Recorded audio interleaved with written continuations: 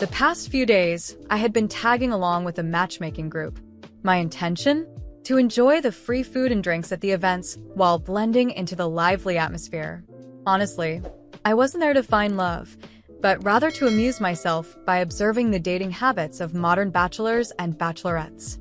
The group wasn't just young singles. Among the members were a handful of elderly women eagerly seeking matches for their children. One day, one of these women dropped a bombshell that sent the group into a frenzy. She casually announced, "I own 53 rental properties, 3 mansions, and 5 adorable cats. All of this, along with additional assets, will be inherited by my only son. On top of that, I'm willing to provide my future daughter-in-law with a monthly allowance of $50,000. The chat erupted with messages from women of all backgrounds vying for her attention. Questions flooded in, asking if her claims were true. With confidence, she confirmed her statement. But then she added, "There's just one condition. My son is in a vegetative state.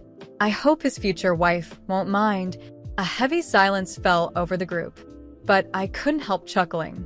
To me, this sounded like a golden opportunity wrapped in a velvet bow.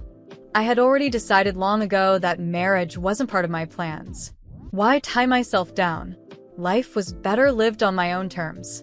But if marrying a man in a vegetative state meant financial freedom, that didn't sound too bad. Clara Foster, had one great love in life: money. Without hesitation, I sent a message in the group chat. "Why would I mind? Your son is clearly my destined sleeping prince." The group exploded in laughter and applause. Messages poured in, calling me bold, funny, and even shameless. I didn't care.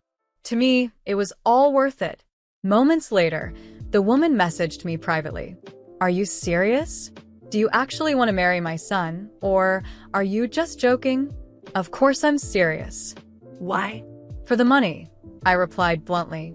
There was no point in sugarcoating it. I was in it for the fortune. She went silent, and I assumed I had blown my chance. But to my surprise, I received a transfer notification. She had sent me $500 as a travel allowance and invited me to visit her at Mansion 9 in Blue Wave Bay, located in Golden Meadows. She promised a warm welcome. Golden Meadows was the most exclusive neighborhood in the city, with mansions averaging over $1 million. This woman wasn't just rich, she was obscenely wealthy. Grinning, I shamelessly accepted the money and set off immediately. When I arrived at Mansion 9, I was greeted by an atmosphere of luxury and elegance. The mansion's exterior was stunning, with meticulously maintained gardens and an air of nobility that made me feel slightly out of place. After straightening my hair and smoothing my clothes, I rang the doorbell. A glamorous woman in her 40s opened the door, her radiant smile lighting up the entrance. She exuded sophistication, appearing no older than her early 30s. Her flawless skin and impeccable fashion sense made me feel like I was meeting a celebrity. "Hello, my name is Clara Foster," I introduced myself, extending a hand. "I'm a graduate of a prestigious Ivy League university currently preparing for the civil service examination." The woman, Olivia Harrington, shook my hand warmly, her eyes gleaming with approval. "You're young, beautiful, and accomplished." "Wonderful." After exchanging pleasantries, she invited me inside, pouring tea as we sat in the opulent living room. She asked about my background, family, work, and aspirations. My parents divorced when I was young, and neither of them kept in touch with me. "I've been on my own ever since," I explained. "As for work, I'm a fashion designer with an annual salary of around $100,000. Emily nodded thoughtfully, her expression difficult to read. She didn't push further, and soon motioned for me to follow her upstairs. "Are we going to meet my sleeping prince now?" I teased lightly. She smiled softly. "Yes." "My son is also my precious sleeping prince." We climbed to the 3rd floor and entered a bedroom. I wasn't expecting much. I had already steeled myself for a purely transactional relationship. I didn't need romance or affection. All I needed was to secure the arrangement and fulfill my part. But the moment I saw him, my breath caught. He lay peacefully on the bed, his long lashes casting delicate shadows on his cheeks. His features were so refined, they seemed like the work of a master sculptor. The sharp lines of his collarbones peeked out from under his shirt, exuding an almost ethereal elegance. My heart skipped a beat, and my mind raced. This is my prince. For the first time, I felt something more than ambition or greed. Was it excitement? Was it attraction? Whatever it was, one thing became clear. This was not going to be as straightforward as I had imagined. I never expected my sleeping prince to be so breathtakingly handsome. He looked like he had stepped out of a magazine. For years, I had been indifferent to men, but now everything seemed different. Perhaps the rumors were true. Appearances really did have a strange power over us. Emily, the poised woman at his bedside, gently held her son's hand, patting it softly as she glanced at me. Her voice was calm, but her eyes betrayed a deep sadness. "Isabella, this is my son, Marcus. His father passed away when he was just a child. I prayed for him to grow up strong and healthy, but fate had other plans." Her voice wavered, and tears filled her eyes as she stared at Marcus's still form. A wave of sympathy washed over me. Although I was here for selfish reasons, it was impossible not to feel the weight of this family's tragedy. "Maybe a miracle will happen, and Marcus will wake up," I said, attempting to offer a glimmer of hope. She shook her head, her lips quivering. "He's been under treatment for so long, and the doctors have confirmed that his condition is permanent." Her voice cracked, and fresh tears threatened to fall. Unable to find the right words, I chose to remain silent. After a while, Emily composed herself and led me back downstairs. "Isabella, if you're willing, you can move in now. Stay here for 6 months, and if you don't change your mind, we can talk about the marriage." I blinked, surprised. "Move in now?" "Yes. My commitments in Silver Lake have been delayed far too long, and I must leave soon. The staff will help you settle in. Treat this house as your own," she said with a reassuring smile. I glanced around at the opulent mansion. Moving in here felt like stepping into a dream. This place radiated luxury and comfort. "All right," I agreed with a nod. Her trust in me was unexpected, but I wasn't going to waste the opportunity. Emily smiled warmly. "Good. Since you're here for financial reasons, I'll need to conduct a full background check." "That's fine with you, isn't it?" What a straightforward woman. "Of course," I replied without hesitation. She shook my hand firmly. "You're honest, Isabella, and I like that about you." Over the past 2 years, I've met many potential daughters-in-law, but none of them felt right. "You're the first who seems genuine." Her words caught me off guard. "Genuine? Me?" Still, I managed a polite smile and nodded. "I'll leave everything to you. Just keep Marcus company, talk to him, and let the staff handle the rest. I'll transfer your allowance monthly," she added. I couldn't stop myself from nodding enthusiastically. That very day, Emily departed for Silver Lake, and I officially moved into the mansion with just a few bags. The butler and maids were indeed present, though they had little to do in such a well-maintained home. Most of the time, they lingered around idly, leaving me to my own devices. I chose the room next to Marcus's. It was bright and airy, with large windows that overlooked the garden, a perfect spot for relaxing or studying. After unpacking, I decided to visit Marcus. When I entered his room, he looked just as peaceful as before. In the soft light, his handsome features seemed even more striking. "What a waste," I murmured under my breath. "A prince like you doesn't belong in this state." Taking a seat by his bed, I introduced myself with a small grin. "Hello, Mr. Marcus. It's a pleasure to meet you. I'm Isabella Foster, your future wife. From today onwards, I'll be taking care of you." As expected, he didn't respond. Later, I returned to my room and pulled out my laptop. Curiosity got the better of me, and I started researching vegetative states. I learned there were 3 types. One where patients had minimal consciousness, another where they could open their eyes subconsciously but remained unaware, and the last, a permanent vegetative state, where no consciousness remained at all. Unfortunately, Marcus fell into the 3rd category. I also looked into the chances of recovery. While there were cases of miraculous recoveries, they were incredibly rare, 1 in a million at best. Techniques like stimulation and massage could offer slight improvement, but the odds were practically non-existent. With a sigh, I closed the laptop. A 1 in a million chance was as good as no chance at all. A faint cough startled me, pulling me from my thoughts. The cough had startled me, but I dismissed it as a coincidence. Perhaps one of the staff had been passing by, and I had simply overreacted. Still, the unease lingered. The next day, I woke up early and decided to visit Marcus again. His room was as silent as ever, and he lay there, motionless, with the same serene expression. I sat by his side, observing his face for a long moment. It was hard to believe that someone so incredibly beautiful could be trapped in a body without consciousness. Hesitantly, I took his hand and spoke softly. "I know you can't hear me, but I hope, in some way, you can feel that I'm here." I brushed my fingers across his forehead, a reflexive gesture, and was struck by the smoothness of his skin. "You don't deserve this," I muttered, more to myself than to him. "I know I'm here for selfish reasons. I'm doing this for the money. But maybe, in some way, this is better than nothing.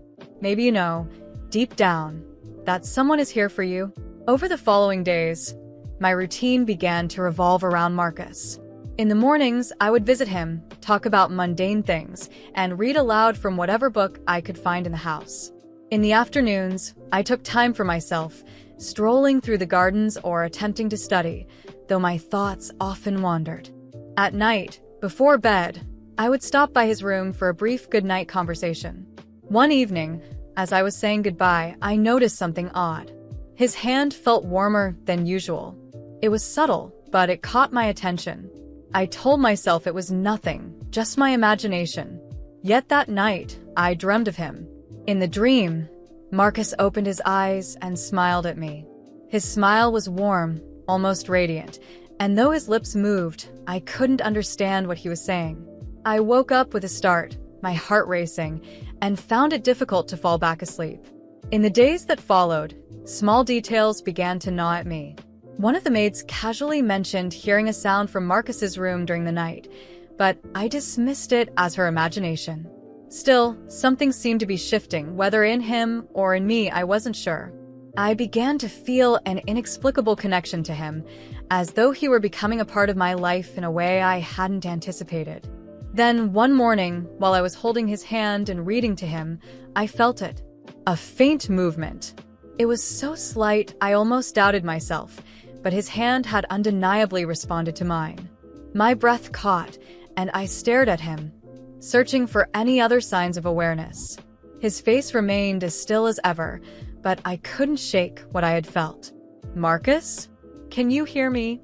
I whispered, my voice trembling. Of course, there was no answer, but my heart pounded in my chest. I reported what I had experienced to the family doctor, who came to examine him. The diagnosis remained the same, a permanent vegetative state. However, the doctor encouraged me to continue interacting with him. "There's no harm in providing stimulation. Even if the chances of recovery are slim, engagement is beneficial," he said in a clinical tone. I left the conversation frustrated but more determined than ever. If something was changing, I needed to understand it. One evening, while walking through the garden and reflecting on my life and the choices that had brought me here, I heard a sound from Marcus's room. This time, it wasn't a cough but something resembling a soft groan. I rushed upstairs, my heart racing. When I entered, he was as I had left him, still and peaceful. Yet, the atmosphere in the room felt heavier, almost charged. That's when I noticed the balcony door was open and the curtains were billowing in the breeze. I closed the door but couldn't shake the feeling that something was happening. I began to notice changes in the behavior of the house staff as well. The butler, usually calm and composed, seemed tense. The maids whispered to one another, abruptly stopping when I approached. I asked them directly if something was wrong, but they insisted everything was fine. One night, I woke up with a strange feeling and decided to check on Marcus. When I entered his room, I nearly stumbled. Something was off. The bed looked slightly different, as though someone had adjusted it. A faint scent lingered in the air, like perfume, though I hadn't worn any that day. My pulse quickened as I scanned the room for an explanation. I must be imagining things, I murmured to myself, leaving quickly. But the feeling wouldn't leave me. Day by day, it grew stronger. It was as if there was something everyone in the house knew, something I was being kept in the dark about. I was certain something was happening in that house, something no one wanted me to know. The feeling that the staff knew more than they were letting on consumed me day by day. My relationship with Marcus, which had initially been based on self-interest, had transformed into something I couldn't explain. He was there, motionless, yet his presence was so strong it was impossible to ignore. That night, I waited until everyone in the house was asleep. The absolute silence made every sound feel thunderous, but I was determined. I crept into Marcus's room, lit only by the moonlight streaming through the curtains. He was as he always was, but there was something about the atmosphere that made me feel I wasn't alone. I approached his bed and, for the first time, decided to examine the details around him.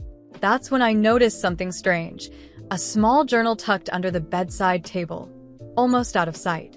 Carefully, I retrieved it and returned to my room. My heart pounded as I opened it, revealing pages filled with elegant handwriting, likely Emily's. The journal told a story that felt surreal. Emily recounted how Marcus had entered his vegetative state after a car accident, but his condition wasn't entirely natural. According to her writings, an experimental treatment had been administered, something that was supposed to help him recover. However, the results had been unexpected. She mentioned strange occurrences, sporadic movements, sounds he supposedly couldn't make, and even the impression that Marcus was conscious, but unable to communicate. The final entries were chilling. Marcus is trapped between two worlds. It's not just his body that's still, his mind is fighting. He's not completely here, but he hasn't left either. The doctors don't believe me, but I know he's trying to come back. I closed the journal, my mind racing. I needed answers. I returned to Marcus's room, a mix of fear and determination driving me. Sitting beside him, I took his hand and spoke softly. "Marcus, if you're here, if you can hear me, give me a sign." Nothing happened. The room remained silent except for the sound of my rapid heartbeat. But then, suddenly, I felt a faint squeeze on my hand. It was so quick I almost doubted it, but the certainty struck me like lightning. He was trying to communicate. In the days that followed, I watched Marcus more closely. I spoke to him more often, encouraging him to respond. Small signs began to emerge, a slight twitch of a finger, the faintest sound of a sigh. I knew something was changing. The staff began to notice my persistence and grew more reserved, as though they feared I was uncovering something they wanted to remain hidden. Then Emily returned to the mansion unexpectedly. She seemed surprised to see me so involved with Marcus. I confronted her, holding the journal in my hand, and asked directly, "What really happened to him? Why are you hiding this?" Emily hesitated but finally broke down. "You wouldn't understand. I did everything for him. I tried to save my son from a worse fate, but now I don't know if I made the right choice." She confessed that the experimental treatment had been risky and that doctors had warned it could leave Marcus trapped between life and death. Even so, she had accepted the risk, as the alternative was to let him go. Her admission shook me, but it also steeled my resolve. "If there's any part of Marcus still here, I'm going to bring him back," I promised. In the months that followed, I poured all my energy into helping Marcus recover. I read to him, played music, and encouraged Emily to hire specialists to evaluate new therapies. It was a slow, frustrating process full of moments of doubt, but gradually the signs of progress became undeniable. One day, as I held his hand and spoke about the garden, he squeezed my hand again, this time with enough strength to leave no doubt. Tears streamed down my face as I whispered, "You're coming back, Marcus. I know you are." The progress was gradual but undeniable. After months of effort, Marcus opened his eyes for the first time. The moment was brief, but it was filled with meaning. His gaze met mine, and for a second, it felt as though everything around us had stopped. He tried to speak, but only a raspy sound came out. Even so, it was enough to fill me with hope. Emily wept with relief at seeing her son finally show signs of consciousness. The mansion, once so silent, became a place of renewed energy. The doctors were astonished, calling it a miracle. But I knew it wasn't just luck. It was Marcus's fight and the connection we had somehow built. In the end, I realized my initial motivation for being there had disappeared. The money no longer mattered. I was there for Marcus, for the person he was, and the life he still had ahead of him. As he continued to fight, I promised to stay by his side, not because I had to, but because I wanted to. What had begun as a cold agreement had turned into something real. Marcus was coming back, and I knew that together, we could face anything. During our engagement dinner, my father-in-law humiliated me by calling me a gold digger, and my fiancé just laughed at me, so I made them regret it forever. I'm a public school teacher, and I've always been proud of that.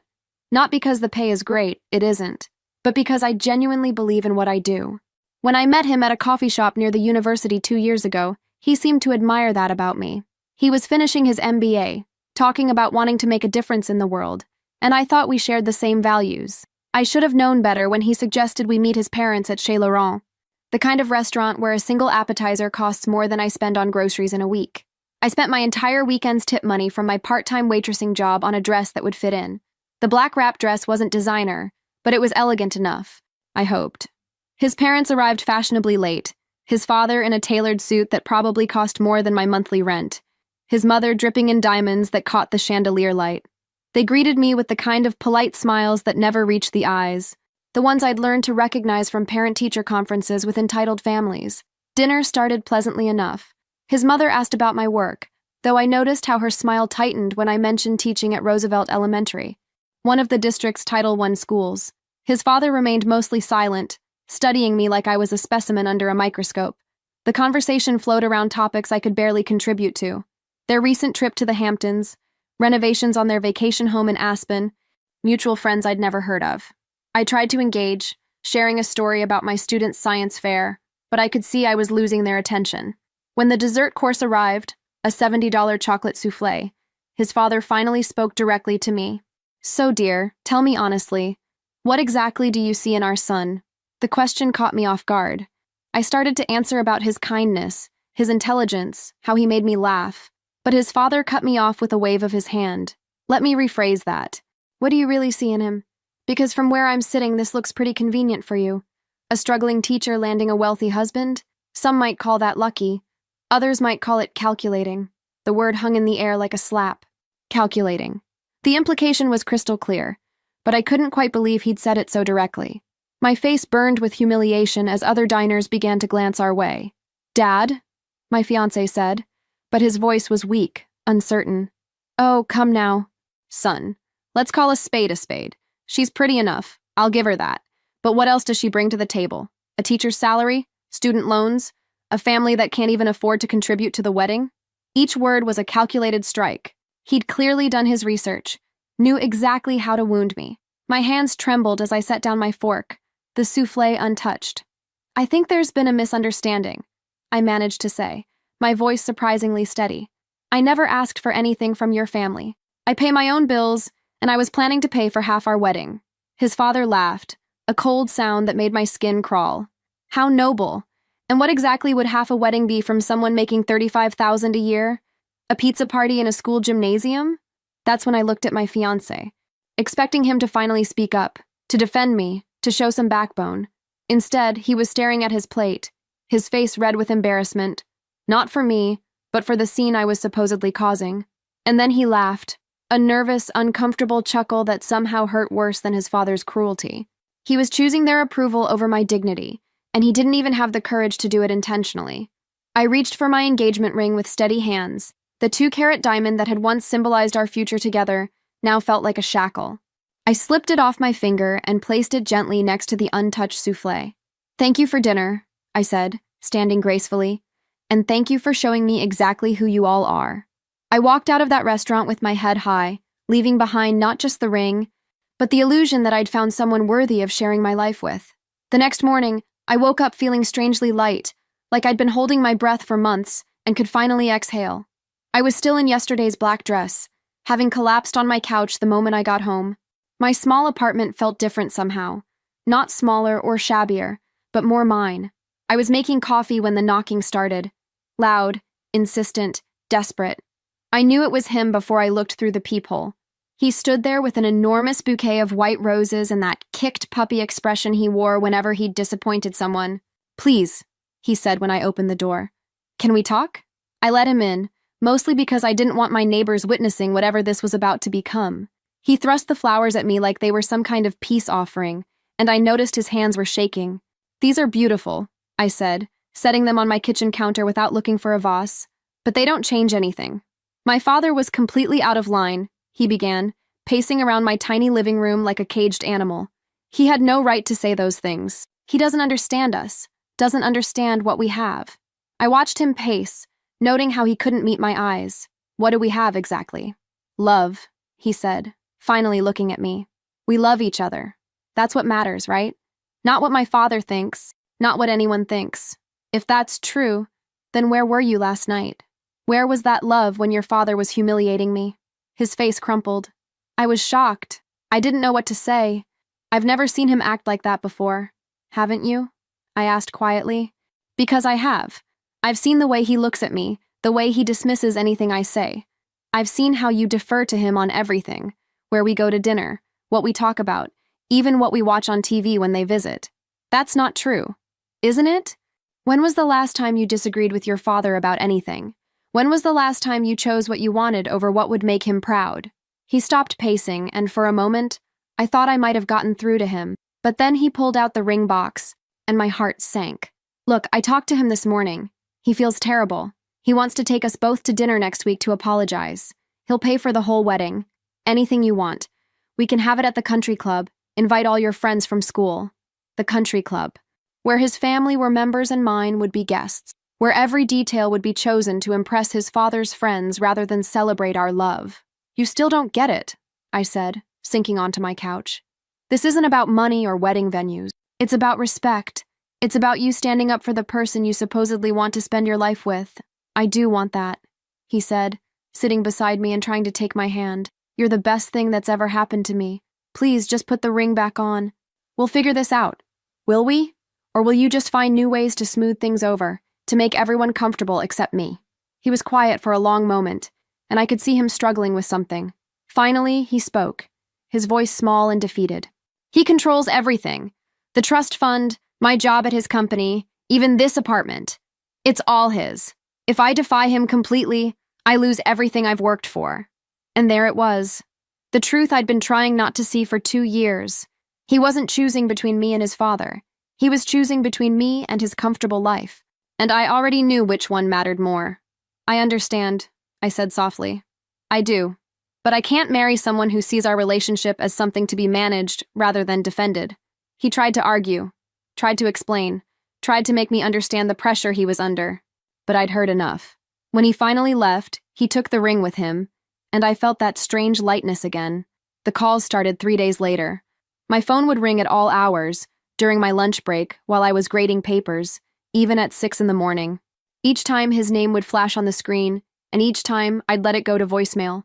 The messages grew increasingly desperate. First, they were apologies mixed with pleas for me to reconsider. Then came promises about standing up to his father, about choosing me over family expectations. By the 4th day, there was anger creeping into his voice, frustration that I wasn't being reasonable about the situation. But it was the message from his mother that really caught my attention. Her voice was syrup sweet, the kind of tone she probably used with difficult board members at her charity functions. "Sweetheart, I hope you're not letting pride get in the way of your future. My husband can be traditional in his thinking, but he means well. You're a smart girl. Surely you can see that some battles aren't worth fighting. We all have to make compromises in relationships. Call me compromises." As if accepting humiliation was just part of being a mature adult. I was still processing that when my principal called me into her office Friday afternoon. Mrs. Davidson was in her 60s, a former teacher herself who'd fought her way up through the ranks when women administrators were still a rarity. She had a reputation for being fair, but tough, and I respected her immensely. "Sit down," she said, closing the door behind me. "I got an interesting phone call this morning." My stomach dropped. "Oh? A gentleman claiming to be concerned about your emotional stability. He suggested that you'd been under significant stress lately and might not be fit to be around children. The blood drained from my face. What did you tell him? I told him that any concerns about my teacher's performance would need to be submitted in writing, through official channels with specific examples of problematic behavior. Funny thing is, he couldn't provide any. Mrs. Davidson leaned back in her chair, studying my face. Want to tell me what this is really about? I found myself telling her everything. The dinner, the humiliation, the breakup, and now this apparent attempt to sabotage my career. She listened without interrupting, her expression growing darker with each detail.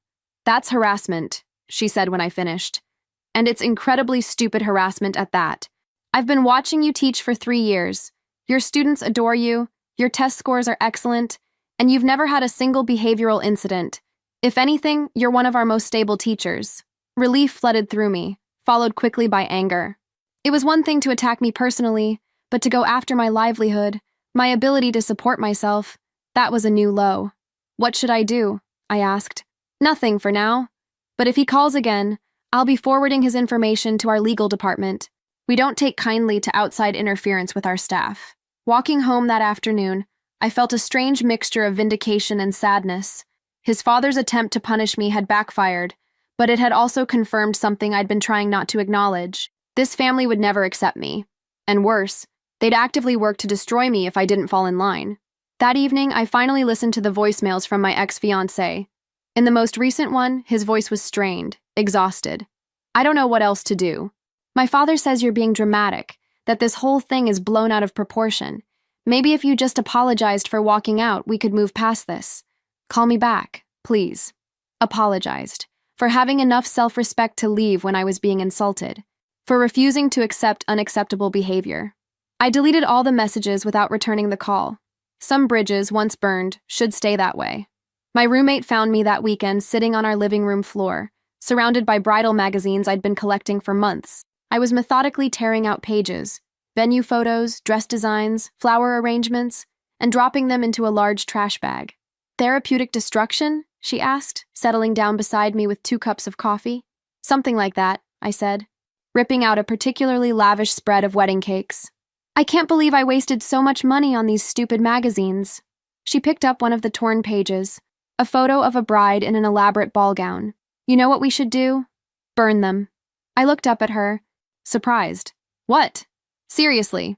My grandmother used to say that fire cleanses everything. We could have a little ceremony, say goodbye to this version of your future, and make space for whatever comes next. An hour later, we were on our apartment building's roof, feeding magazine pages to the flames in our portable fire pit. It was oddly satisfying, watching those perfect wedding images curl and blacken, releasing me from dreams that had never really been mine anyway. Can I ask you something? She said as we watched the last of the magazines burn. Did you ever actually want that wedding? All those country club receptions and fancy flowers? I considered the question seriously. I thought I did. But looking back, I think I just wanted to want it. It seemed like what I was supposed to dream about. And what do you actually want? I don't know yet. Maybe that's the problem. I've been so focused on fitting into someone else's vision of my life that I forgot to figure out my own. The conversation reminded me of something I'd been avoiding, calling my sister. She lived 3 states away, had met my ex-fiancé exactly twice, but had an uncanny ability to see through people's facades. Finally, she said when she answered the phone. I was wondering when you'd call to tell me you dumped that spineless mama's boy. How did you... Instagram. You haven't posted a single photo with him in 2 weeks, and you usually post them together every few days. Plus, you sound different. Lighter. I told her about the dinner, about his father's cruelty, and his failure to defend me. She listened quietly, making small noises of disgust at the appropriate moments. I have to be honest, she said when I finished. I never liked him. I kept waiting for you to see what I saw. Which was what? A man who'd never learned to stand up to his father. Do you remember that first Christmas when you brought him home?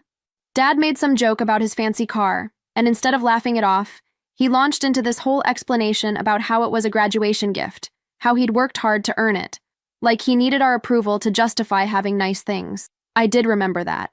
At the time, I'd thought it was sweet that he cared about my family's opinion. And then there was the way he always deferred to you about everything. What restaurant, what movie, what to do on weekends. I thought it was considerate at first, but then I realized he wasn't being considerate. He was avoiding making decisions that might displease someone. Why didn't you say anything? Would you have listened? She was right. I probably would have defended him, explained away the behavior, made excuses. The thing is, my sister continued, you don't need someone who agrees with everything you say. You need someone who has your back when it matters, who'll stand with you even when it's uncomfortable. Especially when it's uncomfortable. After we hung up, I sat in my quiet apartment, really looking at it for the first time in months. The books on my shelves, chosen because I loved them, not because they'd impress anyone. The photos on my walls, memories of trips I'd taken and friends I'd made. The little succulent garden on my windowsill that I'd started because I enjoyed taking care of something green and growing. This was my life. Small maybe, by some people's standards, but entirely mine. And for the first time in 2 years, that felt like enough. 2 weeks of blissful silence ended when I opened my laptop after school and saw his name in my inbox. The subject line read, "We need to discuss this rationally." I should have deleted it without reading it. Instead, I clicked it open and immediately wished I hadn't. I've given you time to cool off and think about this situation more clearly.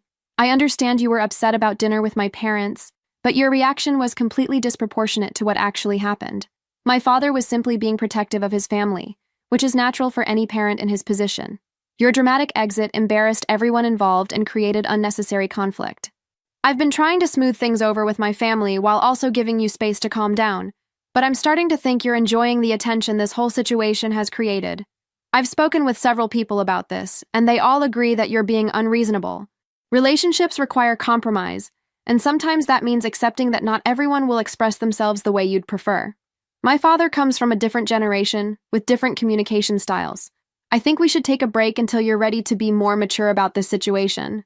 I'm willing to work through this, but only if you can approach it like an adult instead of throwing tantrums when things don't go exactly your way.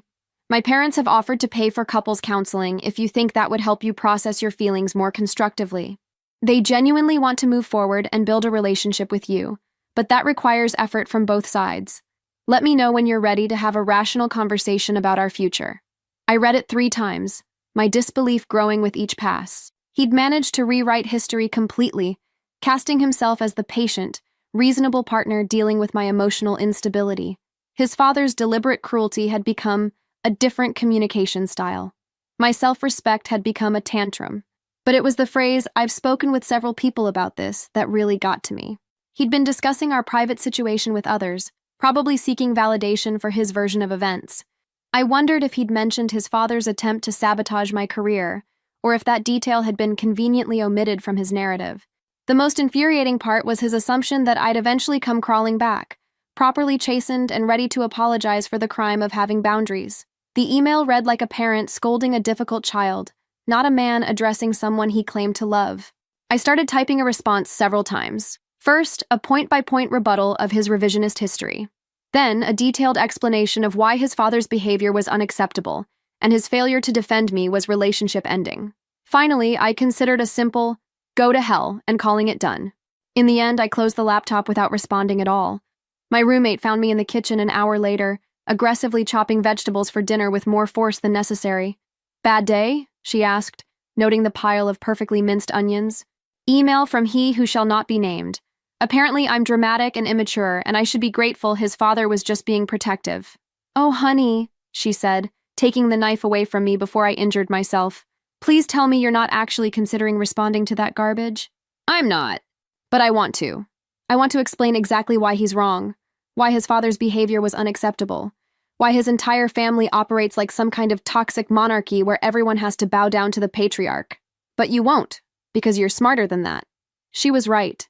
Engaging with his email would only give him what he wanted: my attention, my emotional energy, and evidence that I was still invested enough in his opinion to argue with him. Besides, she continued, pulling out ingredients for pasta, people like that don't argue in good faith. You could write the most eloquent, rational response in the world, and he'd just find new ways to dismiss it. The only way to win that game is not to play. That night, I deleted the email without saving it. If he was waiting for a response, he'd be waiting indefinitely.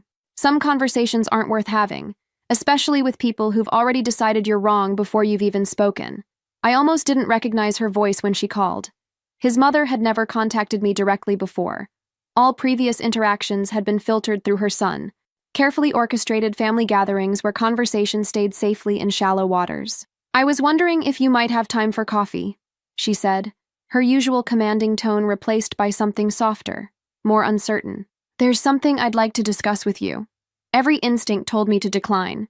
This had to be another manipulation, another attempt to bring me back into the fold on their terms. But curiosity won out, and I found myself agreeing to meet her at a small cafe downtown, far from their usual haunts. She was already there when I arrived, sitting in a corner booth with her hands wrapped around a simple white mug. No designer handbag on the table, no ostentatious jewelry. She looked almost ordinary, like any other middle-aged woman grabbing coffee on a Saturday afternoon. "Thank you for coming," she said as I slid into the seat across from her. "I wasn't sure you would." "Neither was I admitted, ordering a latte from the waitress. "What did you want to discuss?" She was quiet for a long moment, staring into her coffee as if it held answers to questions she hadn't learned how to ask yet. "I owe you an apology," she said finally. "For that dinner, for my husband's behavior, and for my own silence while it happened. I hadn't expected that." "Okay." "I've been thinking about it for weeks, replaying that evening in my mind. The look on your face when he called you calculating, I'll never forget it. It reminded me of something I'd buried for a very long time." She looked up at me then, and I was startled to see genuine pain in her eyes. 32 years ago, I was you. Different circumstances, but the same essential situation. I was a nurse from a middle-class family, engaged to a man whose father thought I was beneath their social status. What happened? I stayed. I accepted the humiliation, convinced myself it was just one bad evening, that love would conquer all the class differences and family disapproval. I married him anyway. She paused, taking a shaky sip of her coffee. My father-in-law made my life hell for the first 5 years of my marriage. Nothing I did was good enough. Not my cooking, not my hosting, not my contributions to family conversations. He criticized everything from my accent to my table manners to my choice of friends. "And your husband? Did he defend you?" Her laugh was bitter. "He did what my son did to you. He smoothed things over, made excuses, asked me to be more understanding. He said his father was just set in his ways, that it would get better with time. Did it? Eventually, yes, but not because his father changed, because I did. I learned to dress the way they wanted, speak the way they wanted, think the way they wanted. I gave up nursing because it wasn't prestigious enough. I gave up my friends because they weren't the right sort. I gave up pieces of myself until there was almost nothing left of the woman my husband had fallen in love with. I felt a chill run down my spine. This was the future I'd escaped, the life I would have lived if I'd stayed and tried to make it work. When I saw you stand up and leave that restaurant, I felt something I hadn't experienced in decades. Envy. Pure, devastating envy for your courage to walk away from something that was destroying you. She reached across the table and briefly touched my hand. "My son is a good man, but he's weak in the same way his father was weak. He'll choose the path of least resistance every time, even if it means sacrificing the people he claims to love. And my husband? He's gotten worse over the years, more controlling, more convinced that his way is the only acceptable way. Why are you telling me this? Because I want you to know that leaving was the right choice, and because I hope that seeing you do it might give me the courage to remember who I used to be, before I let them reshape me into their idea of the perfect wife." We sat in comfortable silence for a while, two women from different generations who'd faced the same impossible choice. She'd chosen security and acceptance, and I'd chosen dignity and uncertainty. "I hope you find your way back to yourself," I said as we prepared to leave. "I hope you never lose yourself in the first place," she replied. "You're stronger than I ever was." Walking home, I felt an unexpected sadness for the woman she'd been, and the woman she might have remained if she'd made different choices. But I also felt a deep gratitude for her honesty, for showing me exactly what my future would have looked like if I'd stayed and tried to fit into their world.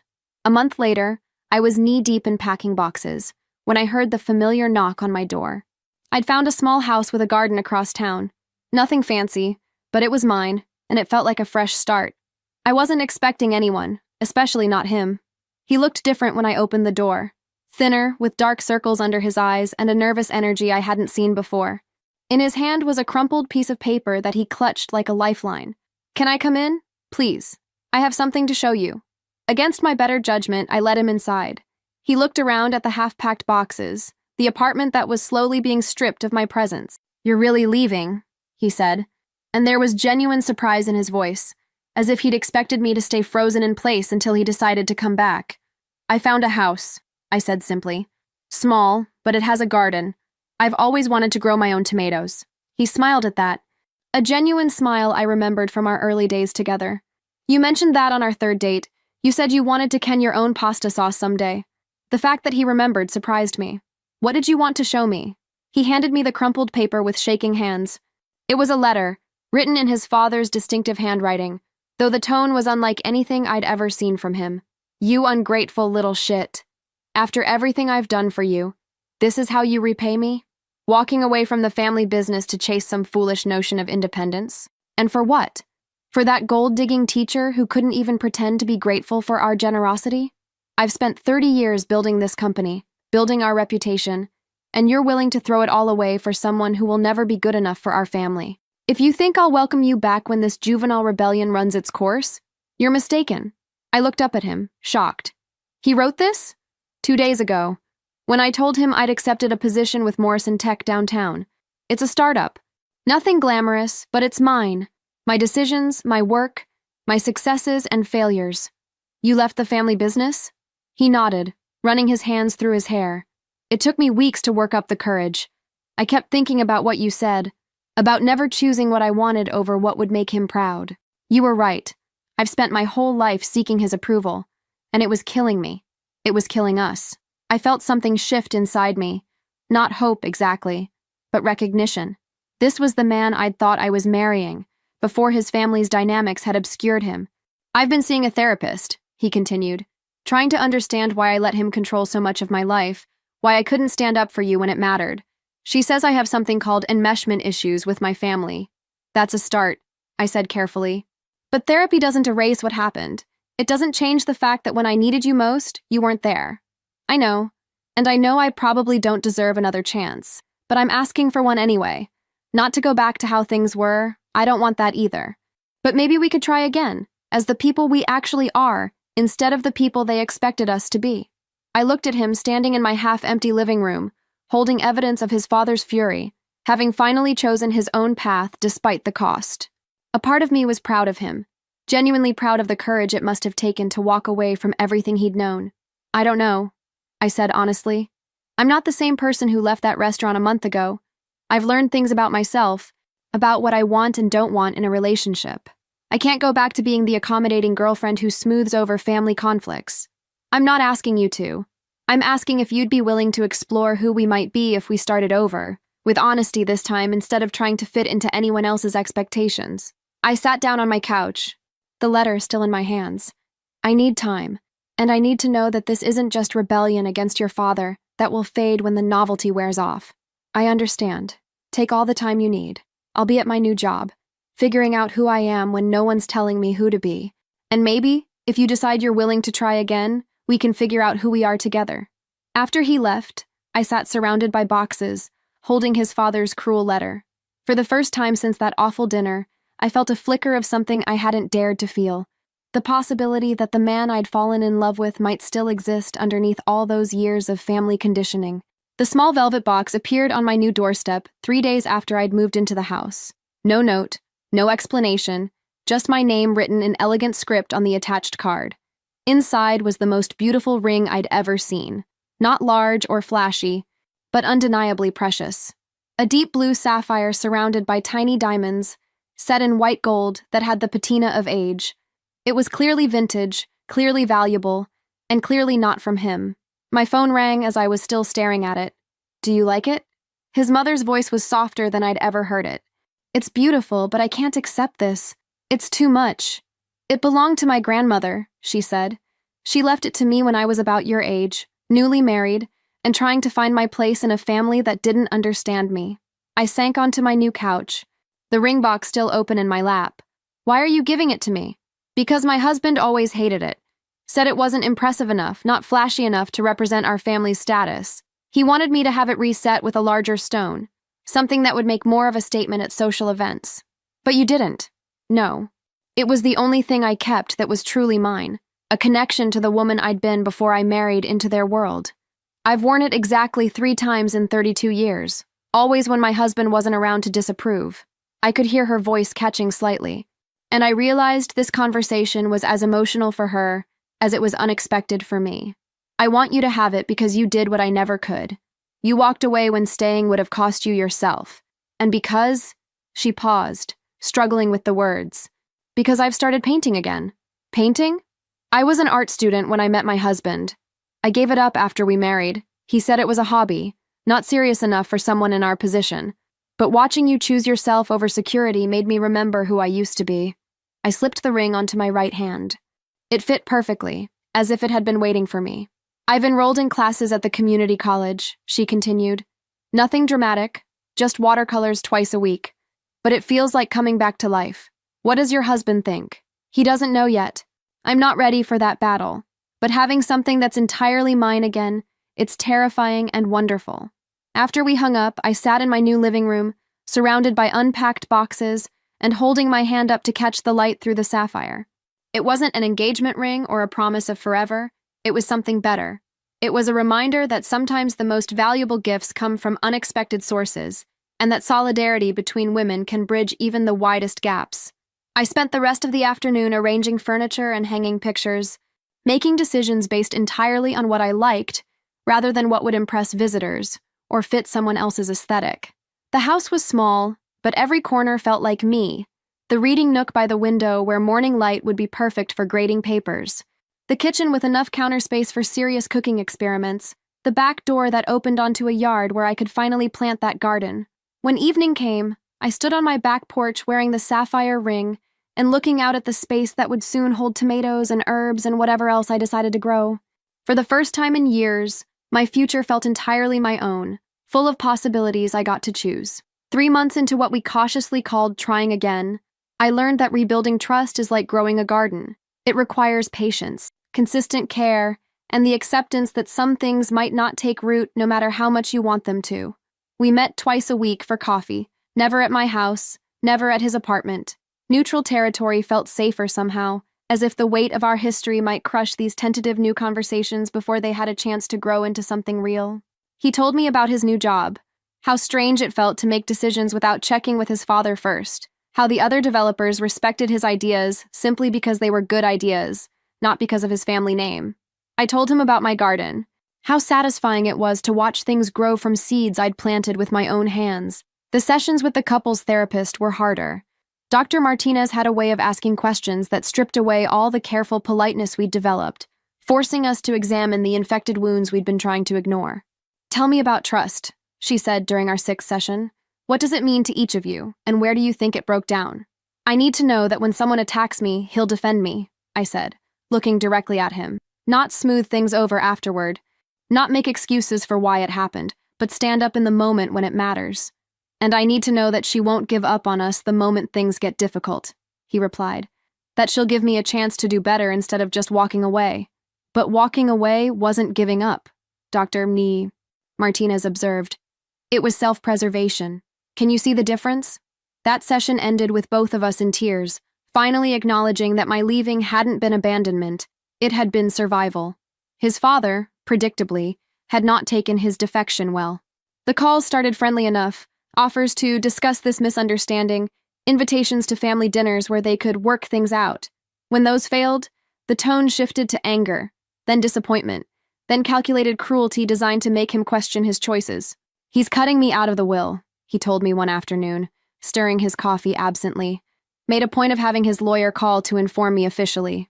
How do you feel about that?" Relieved, mostly. Guilty about feeling relieved, but relieved nonetheless. I spent so many years living according to what would protect that inheritance, making choices based on what he wanted rather than what I wanted. "Do you regret it? Giving up the security?" He considered the question seriously. "I regret how long it took me to realize that security bought with your soul isn't security at all. It's just a comfortable prison." But even as we worked through these revelations together, I could feel something fundamental had shifted between us. The easy intimacy we'd once shared felt forced now, like we were both trying to recapture something that had been irreparably damaged. During our physical moments, the careful kisses, the tentative hand-holding, I found myself analyzing his responses rather than feeling them.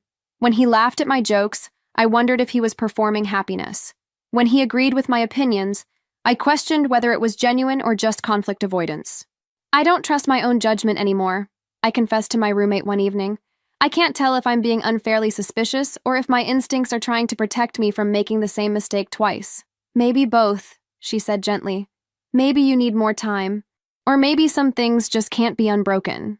The realization hit me gradually, like watching a plant slowly wither despite all your careful attention. We could have meaningful conversations, work through our issues in therapy, even build a friendship based on mutual respect and understanding. But the deep, instinctive trust that makes love feel safe, that was gone, and no amount of effort seemed capable of bringing it back.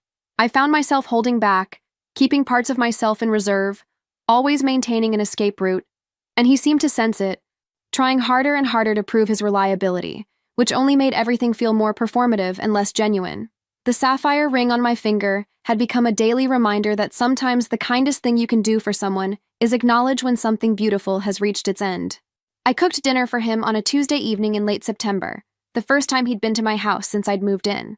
I made his favorite pasta dish, the one I'd learned from his Italian grandmother's recipe during happier times, and set the table with the good dishes I'd bought for myself, not for entertaining others.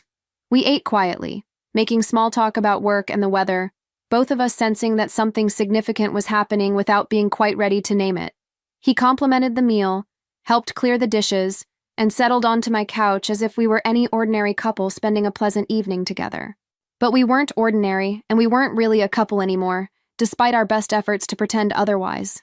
"This isn't working," I said finally, the words falling into the silence like stones into still water. He didn't ask what I meant. He didn't try to argue or convince me I was wrong.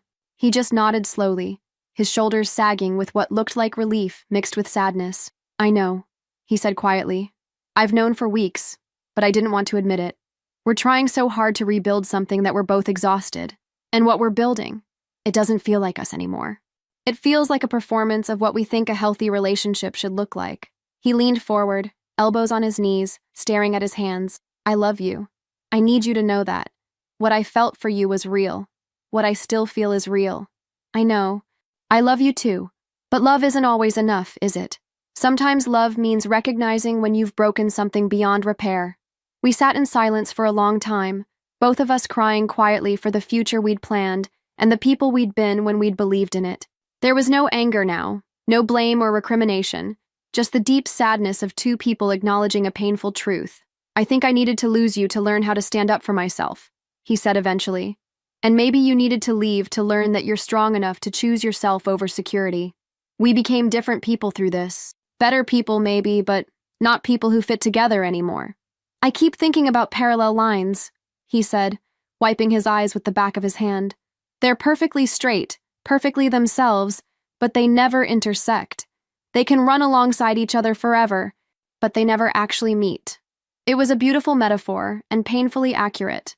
We'd both grown and changed, but we'd grown in directions that led away from each other, rather than toward a common future. "What happens now?" he asked. "Now we say goodbye properly, with dignity and kindness and respect for what we shared. We don't try to stay friends right away. We need space to grieve this and move forward. But maybe someday we can look back on this and be grateful for what we taught each other." He nodded, standing slowly and gathering his jacket. At the door, he turned back to me, and for a moment he looked like the young man I'd met in that coffee shop 2 years ago, full of potential and dreams.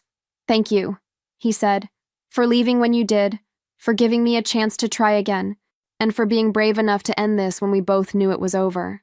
Thank you for learning to stand up to your father. That took real courage."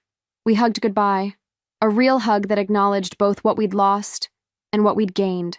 After he left, I sat in my living room surrounded by the life I'd built for myself, the books, the plants, the furniture I'd chosen because I loved it, not because it impressed anyone. The sadness was real and deep, but underneath it was something else: peace. The peace that comes from making the hard choice with grace, from ending something with honesty, instead of letting it limp along until it died of neglect. I touched the sapphire ring on my finger and thought about his mother, about the courage it takes to start over at any age. Tomorrow I would wake up in my own house, make decisions based on my own values, and continue building a life that belonged entirely to me. 6 months later, I was hanging Christmas lights on my front porch when I realized I'd stopped thinking about him every day. The house had become fully mine now, filled with the scents of cinnamon and fresh pine, the walls decorated with my students' artwork and photos from weekend trips I'd taken alone. The promotion had come as a surprise. When Mrs. Davidson called me into her office in October, I'd expected another routine check-in, not an offer to become the school's new curriculum coordinator. The position came with a significant salary increase and the chance to influence educational policy across the district. "You've shown remarkable resilience this year," she'd said, signing the paperwork that would change my financial situation dramatically.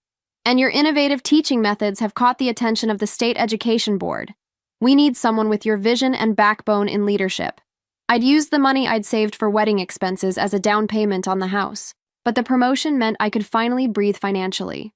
No more weekend waitressing shifts, no more choosing between groceries and gas. For the first time in my adult life, I had genuine economic security that belonged to me alone.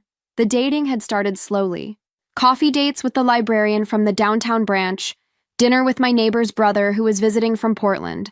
Nothing serious, nothing that demanded commitment, just the gentle rediscovery of my own romantic preferences without the weight of anyone else's expectations. I'd learned that I actually enjoyed making decisions: where to eat, what movie to watch, how to spend Sunday afternoons. During my relationship, I'd deferred so often that I'd forgotten I had opinions about these things. My garden had exceeded every expectation. The tomatoes had produced enough fruit for me to can sauce and give jars to neighbors. The herb garden provided fresh basil and rosemary for cooking experiments that sometimes succeeded brilliantly and sometimes failed spectacularly, but were always entirely my choice. The friendship with his mother had developed into something genuine and surprising. She'd invited me to her first art show in 30 years, a small exhibition at the community center featuring her watercolor landscapes. I'd watched her beam with pride as strangers admired her work, finally receiving recognition for talents that had been dismissed for decades. "I filed for separation last month," she'd told me over coffee after the show. "It's terrifying and liberating and long overdue. How are you managing?" "Better than I expected. I have my grandmother's jewelry, some savings I'd kept separate, and a small inheritance from my aunt that I never touched. It's not luxury, but it's enough to start over." Seeing her courage had made my own choices feel less dramatic and more like simple self-respect. I ran into him at the coffee shop where we'd first met, both of us reaching for the same holiday blend at the same moment. The recognition was instant but not painful, more like encountering an old friend from a different chapter of your life. "You look happy," he said, and meant it. "You look different," I replied, noting the confident way he carried himself, the genuine smile that reached his eyes. We talked for 20 minutes about safe subjects: work, the unusually mild winter, his mother's art show. He'd been promoted at the startup, was dating someone new, had bought a small condo downtown. His father had eventually stopped calling, accepting the permanence of their estrangement with typical stubborn pride. "I'm glad we tried again," he said as we prepared to leave. "Even though it didn't work out, it helped me understand the difference between loving someone and being compatible with them. And now you know you can choose yourself even when it's difficult. Thanks to you." Walking home, I felt a warm satisfaction that had nothing to do with vindication or being proven right. We'd both grown into people who could handle adult conversations about complex emotions without drama or blame. We'd learned to respect what we'd shared without trying to recreate it. That evening, I sat in my living room with a cup of tea and the latest novel from my book club. My cat curled in my lap, Christmas music playing softly in the background. The sapphire ring caught the light from my reading lamp, no longer a symbol of anything except my own journey toward becoming someone who valued herself appropriately. This was what contentment felt like, not the breathless excitement of new romance or the validation of someone else's approval, but the steady satisfaction of a life built on choices that honored who I actually was. Spring arrived early that year, and I spent my Saturday morning in the garden, planting tomato seedlings I'd started from seeds on my kitchen windowsill. The sapphire ring caught the morning light as I worked, no longer a gift from someone else's mother, but simply a beautiful piece of jewelry that I wore because I loved it. A year and a half had passed since that awful dinner, and I could finally think about it without the sharp sting of humiliation. It had become simply a story about the night I learned who I was and what I would and wouldn't accept. The headlines in the local business section had surprised me 6 months ago. His father's company facing federal investigation for tax evasion and fraudulent practices. The man who'd called me a gold digger was apparently the one who'd been stealing from investors, employees, and the government. His son had dodged a bullet by leaving when he did, though I doubted he'd seen it that way at the time. His mother had finalized her divorce and moved into a small apartment near the art district downtown. Her paintings were selling well enough to support her modest lifestyle, and she'd started teaching watercolor classes to other women starting over later in life.